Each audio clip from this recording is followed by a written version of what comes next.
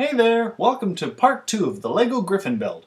Last video featured the body, arms, and legs, and now for the head, neck, wings, and tail. Now I originally started off this project by building the head first, and then I started making the body, and it turned out that the body became just too big for the head, so then I had to make the head larger. Okay, so right now I'm just building the beak. That beak piece came from the eagle set that I showed in my previous video. I was originally wanting this Griffin to look a lot smaller than it is, but it took on a life of its own, I guess. So I might make a smaller version later, but for now I've just got this. This was the solution I had for making ears. A griffin has the front of an eagle and the back of a lion, but often in pictures they're shown to have ears, like a lion kind of mixed with a bird. So that's what that is. These eyes are also from the eagle set, and I originally really hated them because they are just so dumb looking, but I've grown to like them because if you flip them upside down, they can look happy, and if you flip them just 90 degrees counterclockwise, they'll look slightly sad. So they are really quite versatile. So here I'm adding the cheekbones, or the cheeks, to make the thin face a little bit fatter so that it'll blend into the neck a little better. So this will fit right onto the bottom there.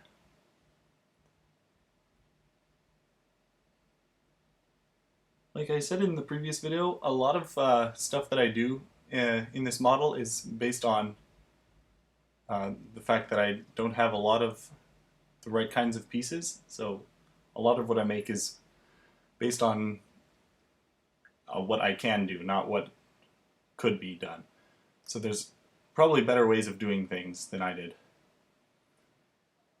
So again, I'm using a ball and socket joint for the neck. It allows a lot of free movement, and all these teeth that you see here, I have a lot of those teeth pieces, and this is a great place to put them because they are they kind of look like feathers, I think. So this 5-piece thing here, you'll have to make 3 of them at least, for what I've done anyway. They just plop on there, and it gives the neck a kind of feathery look, while at the same time kind of looking like a lion's mane, which it's supposed to be anyway. So that's the first part of the neck. The second part, which I kind of wanted to have a joint in it, but it ended up just being too much, so I've made it a stiff neck, 1 piece. So again, using a lot of teeth pieces. Now these special pieces are from the monkey set that I showed in the previous video at the beginning, part 1. A lot of the pieces that I used in building this Griffin were from those 3 sets that I showed. This piece there that I just showed having 3 teeth on just 2 studs is from the yellowish set. I'm not even sure what it's called. Alright, now this is a little bit, I don't know, this is kind of based on function. Not function, I don't know what I'm trying to say here. These 1x1 white bricks, they're kind of just there for blocking the hollow view inside. There's obviously better ways of doing it, but this is the way I decided to do it. Because this piece, hinge piece, is going to go inside there, and it needs something to lean against. And as it is, it still pops off quite easily, so again, there's easier or better ways to do that. I'm limited to what I have. Though I'm not complaining, I have a lot of really good stuff. Alright, now this is going to be the chest piece that connects to the neck, and if you move the neck up and down, the chest piece will day covering up the gap that it'll create. So yeah, that'll move. Okay, we'll connect this here, and you'll see what I mean by a stiff neck. But all right, then I like how the ball and socket joints allows for a lot of maneuverability. Although I did kind of restrict that with how fat I made the cheeks and the neck, so there's that. I like to break apart the model while I test them, apparently. So there's your Griffin head and neck. It'll attach to the body by that same hinge piece that I showed you, onto these, hold on, onto those 4 holes there. It looks like a face. No, don't touch me! Oh, I don't... yeah. And there. Now you have a nice feathery neck to go onto the body, and as you can see, it bends up and down quite nice. Yeah.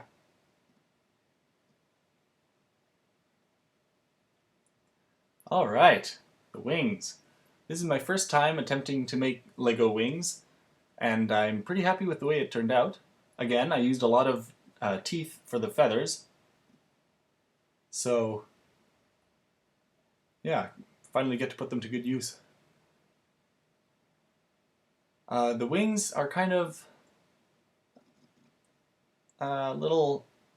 They have a lot of studs on the top. I wish it would have been a little bit more smooth. But it's functional. It has shoulder, elbow, and wrist maneuverability. So there's that. It can fold up quite nicely. You'll see when I'm finished.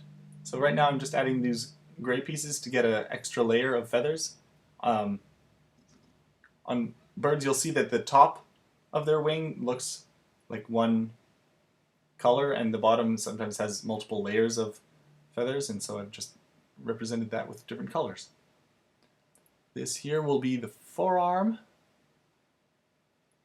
and does not attach that way. There. So, I've made the forearm feathers each individually maneuverable. I just used the 1x4 beige tile plate thing, and then I gradually made it get shorter. Unfortunately, again, there's studs on that one. I wish the whole thing could be flat, but I don't have those pieces. I actually only have those 6 1x4s. So this will be the bicep, and again, just really small feathers. Mostly for the fact that when you fold it up, they kind of get in the way. So this wing is actually a little bit small for the size of the Griffin. Obviously it wouldn't work if it was a real flying creature. It wouldn't support its weight at all. But it fits with the rest of the model.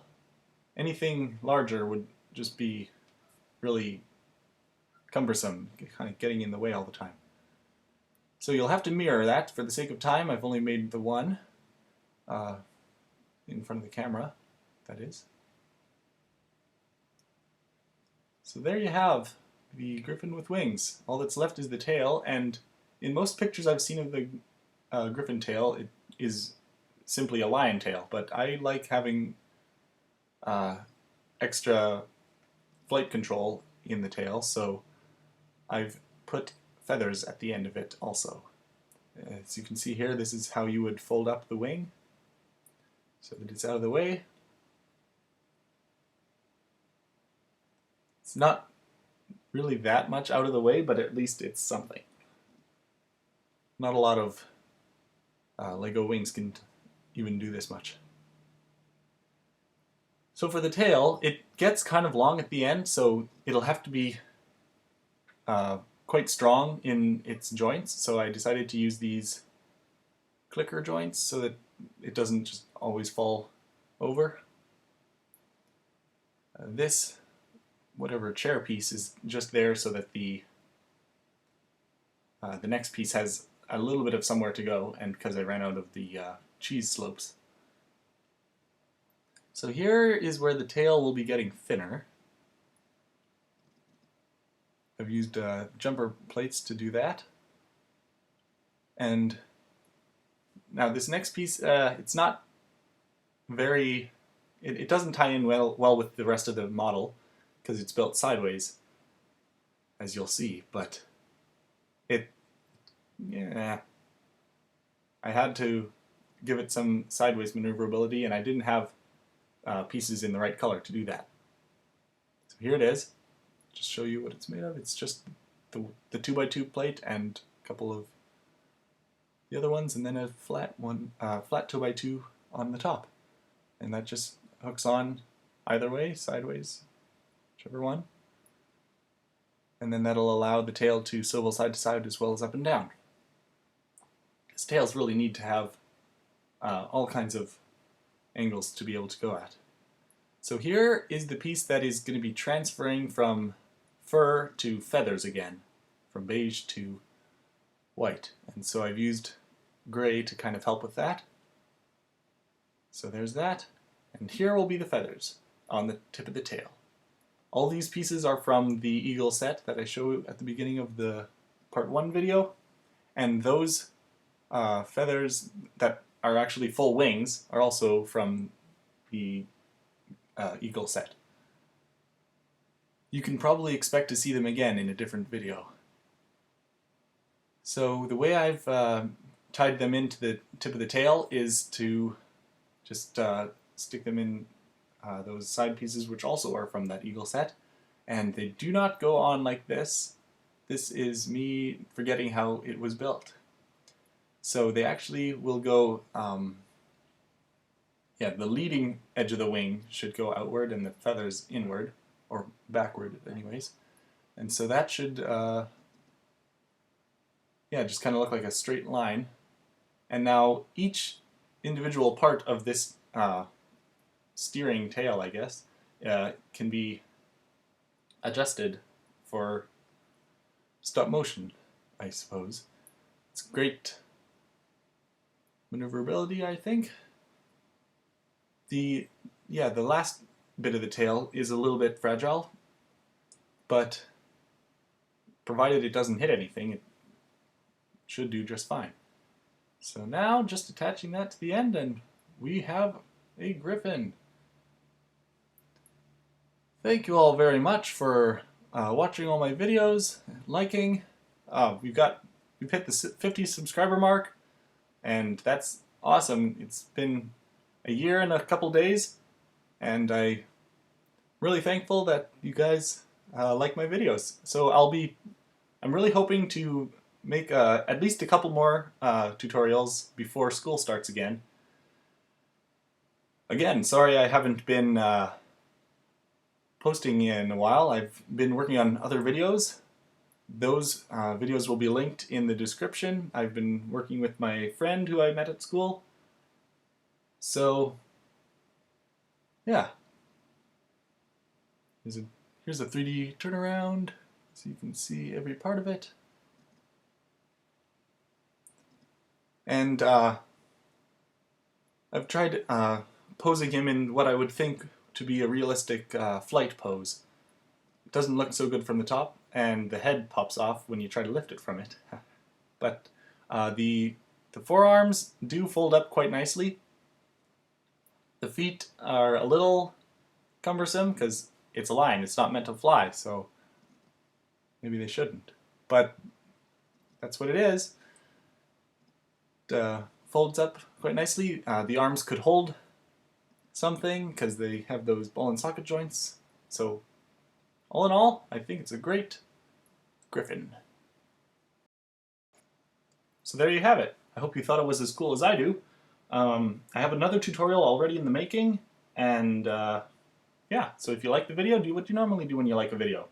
Like the video, and check out the other videos. Thank you so much for watching.